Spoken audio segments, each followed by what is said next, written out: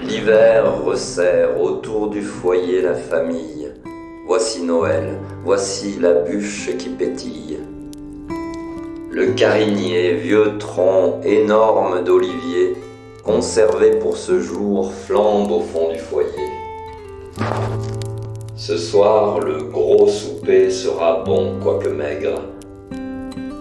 On ne servira pas l'anchois rouge au vinaigre. Non, mais on mangera ce soir avec gaieté la morue au vin cuit et le nougat lacté, oranges, raisins secs, marrons et figues sèches. Dans un coin, les enfants se construisent des crèches, théâtres où l'on met des pierres pour décor, et de la mousse prise au vieux mur, puis encore des arbres faits d'un brin de sauge, et sur ces cimes, le long des fins sentiers, côtoyant ces abîmes, des pâtres et des rois, se hâtent vers le lieu où vagit entre l'âne et le bœuf l'enfant Dieu. Lorsque naquit en lui la parole nouvelle, le blé vert égayait la terre maternelle. Or, dès la Sainte Barbe, on fait, semé dans l'eau, lever pour la Noël un peu de blé nouveau.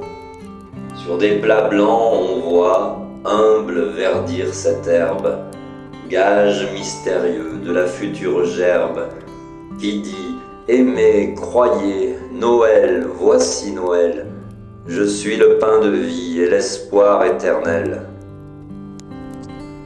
Si l'on vit loin les uns des autres dans l'année, chacun du champ lointain de la ville éloignée arrive à la Noël pour revoir les parents, les anciens, les petits qu'on retrouve plus grands, pour boire le muscat dont l'odeur donne envie, pour causer tous ensemble et se conter sa vie, pour montrer qu'on n'est pas des ingrats oublieux, capables de laisser tout seuls mourir les vieux.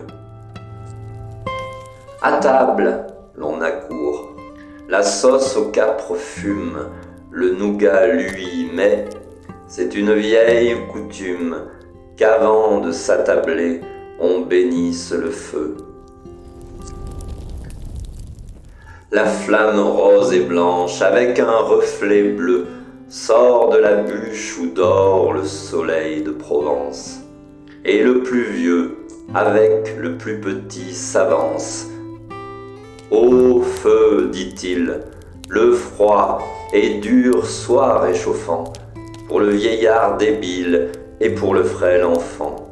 Ne laisse pas souffrir les pieds nus sur la terre, sois notre familier, ô consolant mystère. Le froid est triste, mais non moins triste est la nuit, et quand tu brilles, l'ombre avec la peur s'enfuit.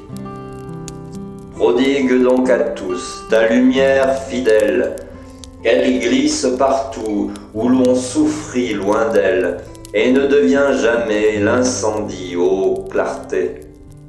Ne change pas en mal ta force et ta bonté, ne dévore jamais les toits couverts de paille, ni les vaisseaux errants sur la mer qui tressaille. Rien de ce qu'a fait l'homme et qui l'eût fait en vain. Ô feu brillant, sans toi, notre allié divin.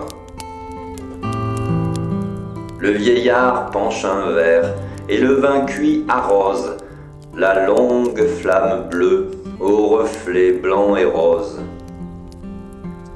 Le carinier mouillé crépite et tout joyeux, constellant l'astre noir fait clignoter les yeux. On s'attable, la flamme étincelante envoie aux cristaux, au regard ses éclairs et sa joie. Le vieux tronc d'olivier qui gela l'autre hiver se consume, rêvant autant qu'il était vert. Aux doux baisers du soleil, et même à ceux du givre, tel mourant dans la flamme, il se prend à revivre. Et l'usage prescrit qu'on veille à son foyer pour que, sans s'être éteint, il meurt tout entier.